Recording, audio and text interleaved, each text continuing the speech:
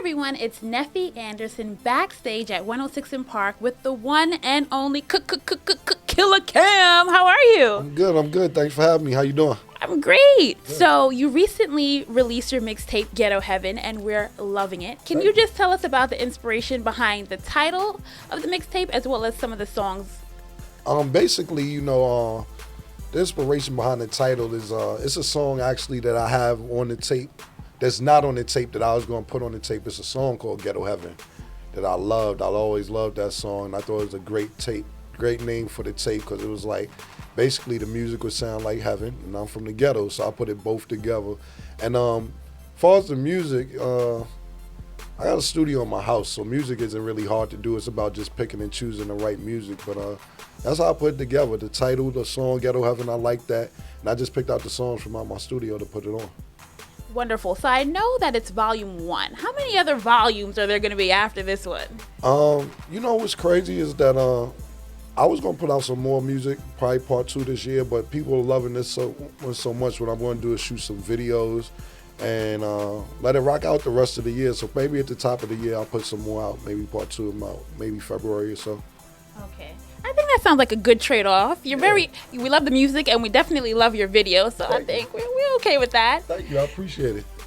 So we definitely know a lot about you from your music, but as well as your presence on social media. I mean, you have quite the following and you're very active, especially on Instagram. So we get a little sneak peek into your relationship life with your girlfriend, Juju. We love you guys together. How did you guys get together? How'd that whole thing come about? I've known Juju since 2002, going on 11 years. Actually, this month makes 11 years, and we was friends before anything else. So at the end of the day, I always told myself I wouldn't get in a relationship if you're not my friend. I don't like to be questioned. I don't like to be harassed. I don't like the where you at, what are you doing. If we together, you gotta be able to trust me. So we was friends. Not saying we wasn't messing around, but we was more or less friends for like 8 years, and maybe like the last two and a half years. We always get that timing when we turn serious. Confused on her behalf and my behalf. Not confused, she has one point of view, I have another point of view, but like the last 2.5 years we got kind of serious, but we were so cool for so long that it was like, yo, why not? But with social media, we just started putting up our lifestyle on what we doing, having fun, and people took it and ran and started blogging about it, and that's how that came about. But it wasn't anything that we planned to do, it's just our natural life. Right. So obviously you said you guys have known each other for 11 years. I gotta take that in a little bit. That's a long time. That's amazing. Absolutely. So can you just share, I guess, some of the qualities that you see in her that a lot of your peers in the industry are looking for in their women? Yeah, she's Cuban, but she's like Jamaican. Like she has 100 jobs. She has a dental degree or assistant. I don't know what type of degree. She has some type of dental degree. She's a realtor. She has a hair company called Candy Jewels. You can get jewelry at candyjewels.com. And she's just so passionate about working, which that really turns me on besides her looking good and everything else. But back to what I was just saying a minute ago, for me, it's more or less being my friend. A lot of friends that I'm at, and a lot of friends that I have, they're in relationships where they're like, you drop them off at their house, and they're like, so what you about to do? Like, yo, it's 4 a.m, I'm going home, you going home. They don't want to go home, you know what I'm saying? Or you're in the house with somebody you're miserable with. You don't want to be in the house with them, or you can't leave them because the bills have got to be paid or whatever, you know what I'm saying? I'm just blessed not to be in a situation like that. Because I always told myself I'm not going to put myself in a situation like that. And it's just basically the friendship for me.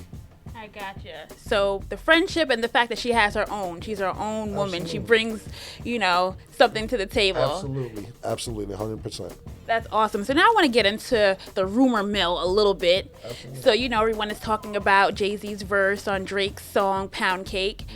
Do you think people are blowing it out of proportion? What are your thoughts on that whole situation? Yeah, I think people are blowing it out of proportion a little bit. Jay said what he said, and I did a response on my tape, but it wasn't no beef, no battle, no back and forth. It was just two sides of the story on a particular topic. I don't think it's beef or anything, but like you say, people hear that and they be like, oh, it's a beef, and they don't like each other, and it's been going on for years, and X, Y, Z. To me, it was one rhyme, and I'm moving on. So With that being said, can we? Well, first of all, did you get a chance to listen to his album Magna Carta? I heard some of it. What do you think? I like it. I think it's a good album. So I don't have any like per heart. Like me, I may not vibe with Son, with Homie or anything like that, but when it comes to music, I don't judge a person by their music. You know, I'm a businessman at the end of the day. If you make good music, you make good music, whether I like you as a person or not, but you make good music, you know what I'm saying? Like, with him, we can't play our music in the 40/40 club nowhere, you know what I'm saying? None of his spots where I'm like, you know, I'm talking about all the Dipset, Joel's, Jim, myself, and I'm like, you can't let personal cloud your judgment, but you know that's him and that's me. But I'm over it, kinda. I'm done. I got you're on to the next. It's like yeah, it's time to move on.